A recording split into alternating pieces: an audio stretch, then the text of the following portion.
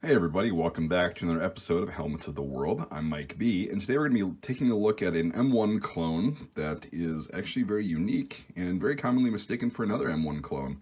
I'm really happy to have this in the collection. Just got a few of these in the last shipment. Decided to keep one for myself, and I'll be selling the rest individually on my website over the next coming weeks. We've got the Norwegian M58 helmet here. So this is really cool. The Norwegians use the leftover German M35s and pretty much whatever else they could get after World War II until about the late 1950s, when they decided to jump on the M1 clone bandwagon, just like most other Western European countries at that time. So it's really interesting. The helmet was actually manufactured in two different countries for the Norwegian military. The shell is, interestingly enough, an Austrian M58 shell. So they were made in Austria, on Austrian machinery, same way they made their helmets, except they were painted olive drab instead of the Austrian almost Feldgrau they were painted. And they were marked the same and everything, but they painted them a different color. And the chin strap is actually not like an Austrian chin strap. It's actually like a World War II US M1. It's got the little ball buckle thing right there. You can see that, whereas the Austrian ones had the quick release kind of double buckle thing going on there on their shells. And the liners were manufactured in Denmark, although they don't look like Danish M48 liners. We'll get to that in a second. Just kind of talk about the outside here right now. These are very commonly mistaken for Danish M48s and sold very cheaply. Well, not cheaply, but like sold the same price as the Danish M48. They're actually worth a bit more because there's not a whole hell of a lot of them that made it to the US. A lot of Danish M48s are called Norwegian M58s, and they always bring a premium, but that's just not the case. So it's kind of like the SSH-40 variants, like the Czech M52 and all that stuff. They all look the same, they resemble each other, but there's a very different backstory and history to each one of them. So you can see right away, it obviously is an M1 clone, and it's very, very prominently shaped. Geez. And you'll see the net on there. And very common practice for the Norwegian military through the 50s, 60s, and early 70s, if not even later, was to actually put burlap strips underneath the net. They didn't weave them through the nets like the U.S. soldiers did in World War II and various other countries did, because the nets were used for foliage. This is just to break up kind of the color and apply a little bit of camouflage to the shell. It didn't come like this. I actually added those strips, but it came with everything but the strips. So I just decided to kind of make that and represent that accurately in the collection to kind of set it apart from the rest of the M1 clones that I have. So you'll see here too, which is really interesting, got this really nice canvas liner chin strap, right, that goes up over the front. It's exactly the same size, shape, and it got the same buckle as the US leather strap, but it's just made out of a heavy canvas, heavy olive drab canvas, as you can see.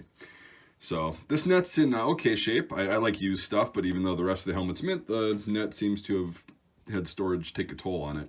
So you can see that, a little bit of tears, but it's still in relatively good shape. Really glad to have one of these. We'll take a look at the liner right here. Can get some lights lined up. All right.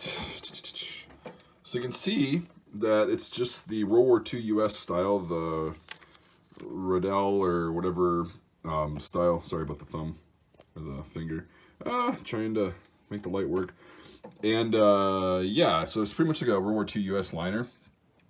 This little adjustable nape strap does unsnap, which is pretty interesting. It looks like a Belgian liner, but it's made out of this kind of thick olive drab plastic, as you can see, right? So it's really not like any other M1 clone liner. The Belgian ones are really shiny and they're kind of a darker color.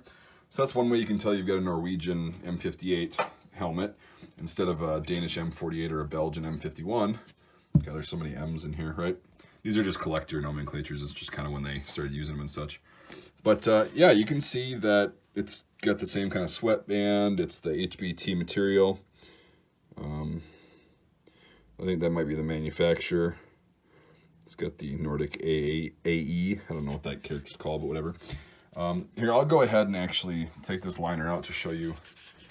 All right, so I took it out. I'm trying to one-hand the camera and take apart the helmet. It isn't working.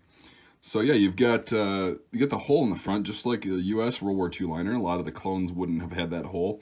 I don't know what they put there, either a badge or rank or something, but Yeah, this looks exactly on the outside, exactly like a World War II U.S. liner. Until you get on the inside and realize it's actually not fiberglass. It's this olive drab, really thick. It's a pretty heavy duty, geez, yet lightweight liner. So you can see that the reason I was kind of struggling is because it's a little bit harder to put this thing in here with the net. I'm going to go ahead and put it back in. All right, we're back after that little fiasco. All right, so that's pretty much the essential of what you need to know to identify a Norwegian M58 steel helmet. Again, I'm really glad to have even any piece of Norwegian surplus actually in my collection. For whatever reason, Norwegian surplus just doesn't turn up that often in the U.S., and I don't understand why. It's obviously it's got a military, it always has, and I specifically like these helmets because they're just, most of them are in really good condition. I don't know if it's because the Norwegians just had these in stockpiles and never used them, never had to, or what, but I really like this. I also love the fact that this was common practice, because it's just really cool and kind of unique in the collection. So, yeah, very cool clone of the M1.